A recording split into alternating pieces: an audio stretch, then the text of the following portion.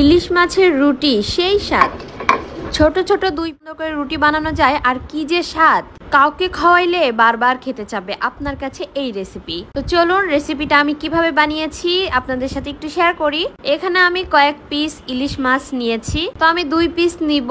চুলায় একটা হাঁড়ি বসিয়ে দিয়েছি, এর মধ্যে আমি ইলিশ মাছের 2 টুকরা পিস দিয়ে দিলাম, সাথে 2টা রসুনের কোয়া কুচি করে নিয়েছি আর একটু আদা, একটু সুন্দর একটা ফ্লেভার আসার জন্য।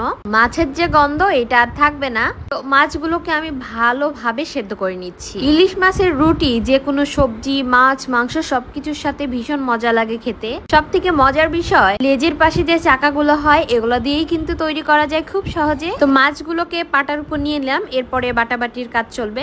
শিলপাটায় বেটে করলে বেশি মজা। শিলপাটায় বাটাবাটির যে একটা শব্দ, এটা কিন্তু অনেক বেশি ভালো লাগে শুনতে। তো আমি অনেক সুন্দর করে শিলপাটায় বেটে নিচ্ছি। এখন তো শিলপাটার বাটাবাটি সবকিছু উঠেই যাচ্ছে। আধুনিকতার ছোঁয়া গায়ে লাগিয়ে আমরা আধুনিক ভাবেই সবকিছু করি। তো শিলপাটায় বাটাবাটি কিন্তু খেতে ভীষণ মজা। তো আমার ছোট ছোট একটু কাটা ছিল, সেগুলো হচ্ছে একটু উঠিয়ে নিচ্ছি। অনেক বাচ্চারা আসলে মাছ মাংস খেতে চায় না, তো আমি মাঝে মাঝে আমার বাচ্চাকে অনেক রকমের টেকনিক খাটিয়ে আসলে মাছ মাংস সবকিছুই খাওয়াই। তো আমার বাচ্চা কিন্তু আজকের ইলিশ পরোটা, ইলিশ রুটিও বানিয়ে দিয়েছিলাম, ভীষণ মজা করে খেয়েছে।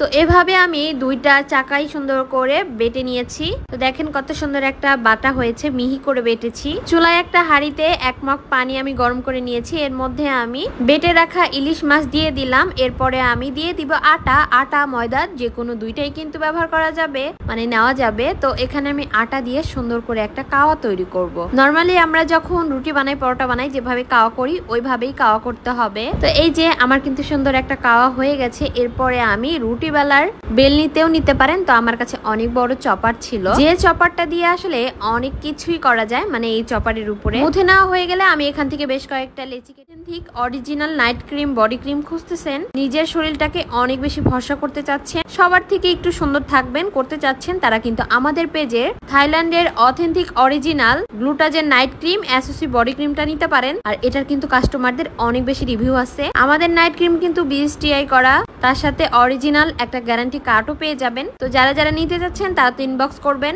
তো এই যে দেখেন, এর মধ্যে আমি কিন্তু রুটিও সুন্দর করে বেলে নিয়েছি। আর সব থেকে মজার বিষয়, এই রুটি বানাতে এত বেশি কম সময় লেগেছে, খুব সুন্দরভাবে ইজিলি হয়ে যায়। কাওয়াটা অনেক বেশি সফট হয়েছিল, এর জন্য কিন্তু আমি খুব তাড়াতাড়ি খুব সহজেই রুটিগুলো বেলে নিচ্ছিলাম। তো একে একে আমার সবগুলো রুটি কিন্তু বানানো হয়ে গেছে। আমি এখন রুটিগুলোকে সুন্দর করে ছেঁকে নেব।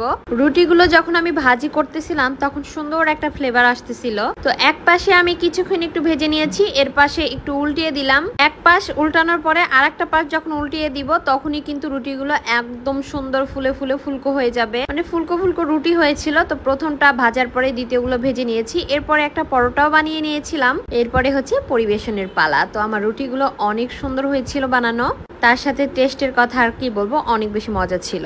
আর রুটিগুলো কিন্তু ভাজার পরে অনেক বেশি সফট হয়েছিল আর একদম পারফেক্ট হয়েছিল।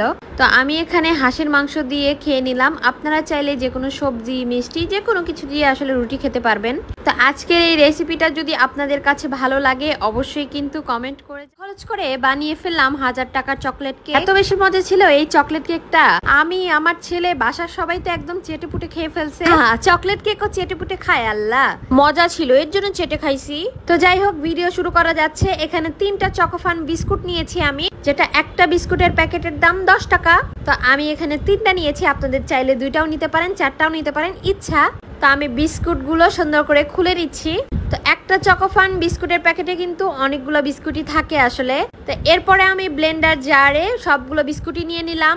এর সাথে আমি দিয়ে দিব কোকো পাউডার 2 টেবিল চামচ। এরপরে কোকো পাউডার দেওয়ার পরে দিয়ে দিব চিনি। যারা মিষ্টি কম খান তারা চাইলে স্কিপ করতে পারেন চিনি। এরপরে হাফ কাপ দিয়ে দিলাম লিকুইড দুধ, গরুর দুধ। এরপর ব্লেন্ডার জারে ব্লেন্ড করে নিয়েছি, দেখেন।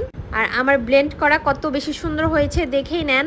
চাইলে কিন্তু ব্লেন্ডার না থাকলে হাত দিয়ে মানে শিলপাটায় কিন্তু বিস্কুট গুঁড়া করে এভাবে কিন্তু দুধ দিয়ে সুন্দর করে গুলিয়ে নিতে পারবেন।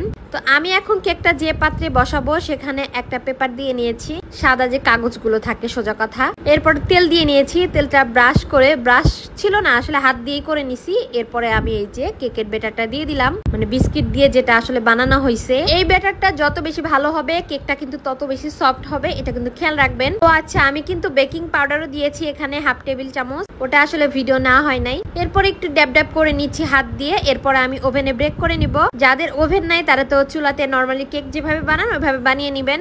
তো আমি এখানে ওভেনে দিয়ে দিচ্ছি, খুব তাড়াতাড়ি হয়ে যাবে ওভেনে দিলে। তো আমার 10 মিনিটের মতো লাগছে ওভেনে দেওয়ার পরে। 180 ডিগ্রি সেলসিয়াসে আমি 10 মিনিট বেক করে নিয়েছি। যেহেতু অল্প পরিমাণে ছিল এর জন্য 10 মিনিট লাগছে, একটু বেশি হলে আরো বেশি টাইম লাগবে। তো যাই হোক, আর এখন আমি চকলেট সসটা বানাবো। চকলেট সস বানানোর জন্য এখানে আমি হাফ কাপ গরুর দুধ নিয়েছি। এটা কিন্তু ঠান্ডা নিতে হবে। আমার চুলাটা জ্বলে গেছিল, তারপর অফ করে দিয়ে আবার একটু হালকা ঠান্ডা করে নিয়েছি দুধটা, মানে খেয়াল ছিল না। এরপরে কোকো পাউডার দিয়ে নিয়েছি 1 টেবিল চামচ, 2 টেবিল চামচও দিতে পারেন ইচ্ছা। এরপরে একটু মিষ্টি করার জন্য দিয়ে দিলাম 2 টেবিল চামচের মতো চিনি। আমি কিন্তু চুলার জাল এখনো অন করি নাই, কিন্তু প্রথম অবস্থায় অন করে ফেলছিলাম, এখন কিন্তু অফই আছে। মানে হচ্ছে চুলার জাল অফ থাকা অবস্থায় কিন্তু এই জিনিসগুলো মিশিয়ে নিতে হবে। এখানে দিয়ে দিলাম আমি কর্নফ্লাওয়ার। তো 1 টেবিল চামচ পরিমাণে কর্নফ্লাওয়ার দিয়েছি। যাদের বাসায় কর্নফ্লাওয়ার নাই তারা কিন্তু চাইলে একটু ময়দা দিতে পারেন। সবকিছু মেশানো হয়ে গেলে আমি চুলার জাল অন করে দিয়েছি। কিছুক্ষণ এভাবে নাড়াচাড়া করতে হবে। কিছুক্ষণ পরে দেখবেন এরকম সুন্দর একটা ঘন হয়ে আসতেছে।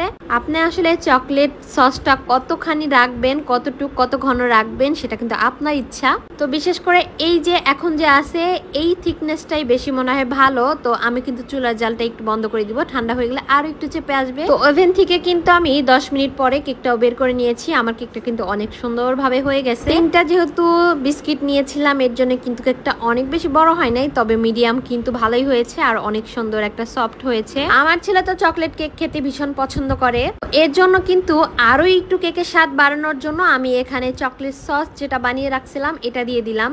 চকলেট সস আমার ছেলের ভীষণ পছন্দ। যারা একদম কম খরচে বাসায় এভাবে কিন্তু চকলেট সস বানিয়ে বাচ্চাদের দিতে পারেন। আর এখানে আমি কিছু চকলেট চিপস বানিয়েছিলাম, কিন্তু ছেলে খেয়ে ফেলছে। যে কয়েকটা ছিল ওই কয়েকটা দিয়ে একটু ডেকোরেশন করে নিলাম, এতে দেখতেও সুন্দর লাগে, খেতেও ভীষণ মজা লাগবে। আর যারা চকলেট লাভার আছে তাদের কাছে তো এই কেক মানে অনেক বেশি মজা লাগবে। এত বেশি ভালো হয়েছিল চকলেট কেকটা, আমার ছেলে অর্ধেক খেয়ে ফেলছে আর বাকিটা আমরা খেয়ে ফেলছি। তো আজকের চকলেট কেকের রেসিপিটা আপনাদের কাছে কেমন লাগলো? শুধু কিন্তু বিস্কিটটা বাইরে থেকে কিনে আনা হয়েছে আর সবগুলোই বাসায় ছিল। আজকের চকলেট কেকের রেসিপিটা যদি ভালো লাগে অবশ্যই একটা শেয়ার দিয়ে দিবেন। তো আজকের এই ভিডিওটা কিন্তু এ পর্যন্তই। সবাই অনেক বেশি ভালো থাকবেন, সুস্থ থাকবেন। দেখা হবে পরবর্তী কোনো ভিডিওতে। আল্লাহ হাফেজ। And thanks for watching. মা বললো অসুবিধা কি আছে, তোর বাপের তো অনেকগুলো বাড়ি, তাছাড়া তুই তো আমাদের একমাত্র সন্তান, তো আসার সময় সবকিছু গুছিয়ে নিয়ে এসেছিস তো? আমি বললাম না মা, কি গুছিয়ে আনবো, আমি শুধু একাই চলে এসেছি। মা তখন বলল কেন জামাইকে বলে আসিস নাই? আমি বললাম না। মা তখন বর ভালো হলে ঘর ছাড়লেও বর কখনো ছাড়তে নেই। বিয়ের পরে মেয়েদের বরই তো আসল সম্পদ।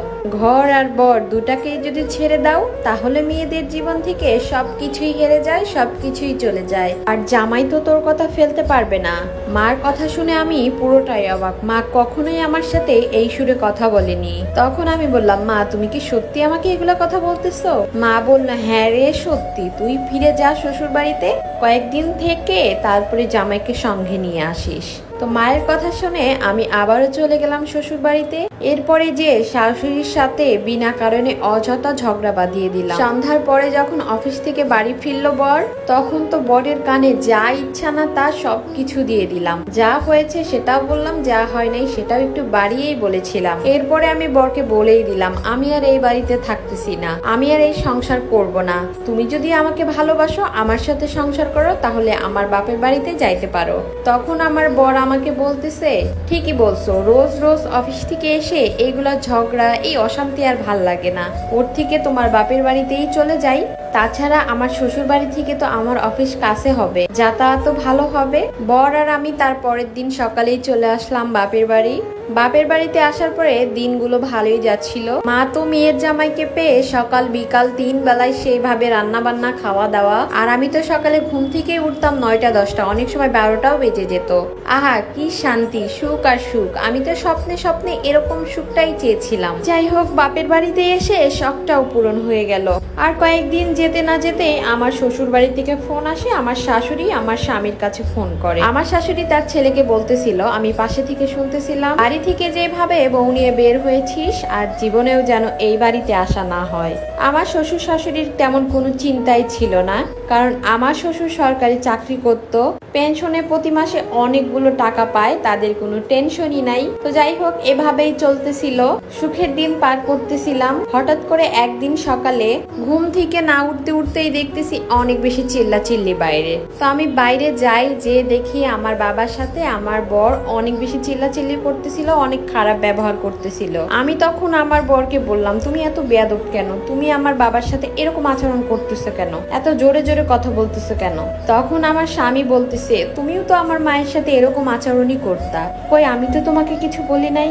তখন আমি বরের কথা শুনে একদম স্তব্ধ হয়ে গেলাম। আসলেই মেয়েদের বর আর ঘর কোনো দিনও ছাড়তে হয় না। বিয়ের পরে যদি মেয়েরা বর আর ঘর ছেড়ে দেয়, তাহলে মেয়েদের জীবন থেকে অনেক কিছুই চলে যায়। এই মেয়ে বাবার বাড়িতেও দাম পায় না, বাবার বাড়িতে যত কিছুই থাকুক না কেন। গল্পটা আপনাদের কাছে কেমন লাগলো?